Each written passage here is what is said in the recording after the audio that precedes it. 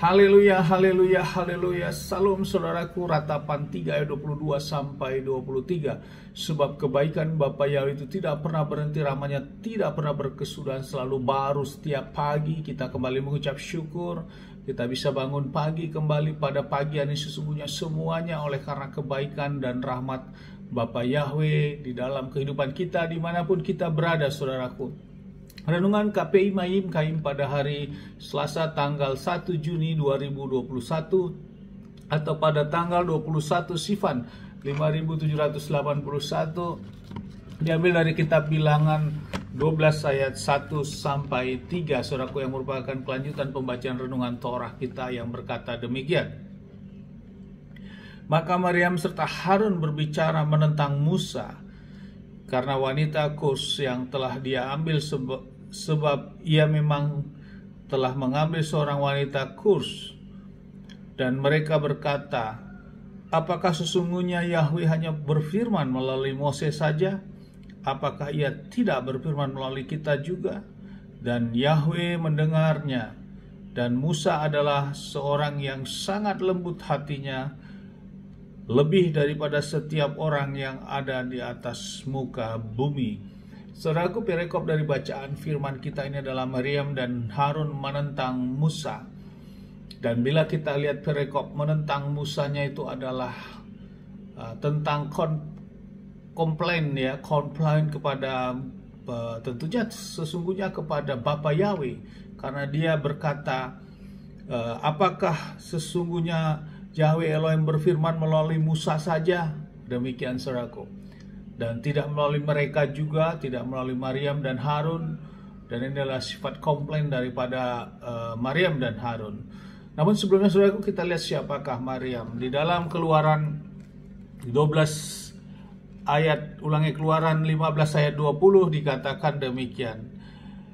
Dan saudara perempuan Harun adalah Maryam, seorang nabiah, memegang tamborin di tangannya, lalu semua wanita keluar mengikutinya dengan tamborin dan tarian. Jadi saudaraku, Maryam adalah saudara perempuan daripada Harun yang mengikuti Musa, saudaraku. Dan sikap komplain ini, saudaraku, didengar oleh Bapa Yahweh. Namun bila kita renungkan terus dalam bacaan ini, saudaraku, kita lihat bahwa Mose memiliki suatu sifat karakter sebagai orang yang sangat lembut hatinya, saudaraku. Bahkan di muka bumi ini tidak ada yang selembut Musa atau Mose ini. Dalam hal ini kita bisa memahami bahwa kelemah lembutan ini adalah salah satu keperkenanan, saudaraku, kepada Bapa Yahweh. Sama seperti Mose, ternyata memiliki suatu karakter yang sangat lembut hatinya. Tidak ada di muka bumi ini yang menyerupai Mose, sehingga Bapa Yahweh berkenan di antaranya ini, saudaraku. Untuk itu ini menjadi renungan bagi kita untuk menempatkan kita bahwa sesungguhnya kita juga mau terus diproses untuk hidup kita, jiwa kita. Kita memiliki kelemah lembutan. Kita tidak menjadi orang yang selalu bersungut-sungut, saudaraku. Kita tidak menjadi orang yang sangat sulit untuk memaafkan. Kita tidak menjadi orang yang berbantah-bantahan, saudaraku, karena Mose memiliki karakter yang sangat lemah lembut hatinya, saudaraku. Namun terkadang kita menganggap bahwa kita sudah dekat dengan Bapa Yahweh, kita seolah merasa kita ini iman kita sudah sangat dekat, namun karakter hidup kita tidak memiliki kelemah lembutan. Kita masih bersungut-sungut, kita masih komplain, kita tidak bisa mengampuni, saudaraku. Tentu itu tidak sesuai dengan firman ini, saudaraku, tidak sesuai dengan karakter seperti Mose yang memang Bapa Yahweh pakai dan Bapa Yahweh berkenan kepada Mose, saudaraku. Keperkenanan Bapa Yahweh kepada Mose melebihi kepada nabi-nabi, saudaraku. Karena kalau kita baca selanjutnya, kalau para nabi Bapa Yahweh berbicara melalui mimpi-mimpi, tapi kepada Mose Bapa Yahweh berbicara langsung, saudaraku. Bahkan muka ketemu muka, saudaraku. Inilah perbedaan Musa atau Mose ini, saudaraku, dengan nabi-nabi yang lain. Dan keperkenanan Bapa Yahweh diantaranya karena kelemah lembutan daripada Musa ini, saudaraku. Ini harus kita pahami untuk kita lebih dekat kepada Bapa Yahweh. Kita juga harus mengambil bagian untuk mau diproses. Kita memiliki hati yang lemah lembut ini, saudaraku.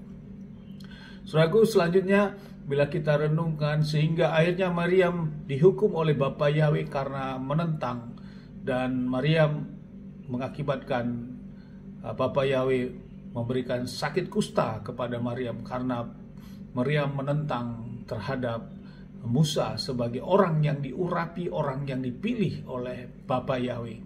Hal ini, saudaraku, menjadi renungan bagi kita juga saat sekarang. Walaupun memang gembala-gembala atau pelayan itu bukan sama seperti Musa, namun di dalam kehidupan sekarang mereka lah orang-orang yang tentunya telah diperkenankan sebagai pemimpin di dalam suatu gereja atau kehilat. Untuk itu kita harus juga mau menghormati mereka, saudaraku, di tengah kekurangan mereka juga. Inilah wujud kelemah lembutan kita. Karena bila kita menghujat atau mengata-ngatain terus terhadap gembala ataupun pelayan kita, itu juga tidak baik, saudaraku.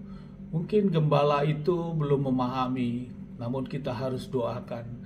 Bukan berarti kita harus mengata-ngatakan ataupun kita mengolok-olok gembala-gembala ini, saudaraku, tetapi atau pelayan ini, tapi kita juga harus mendoakan.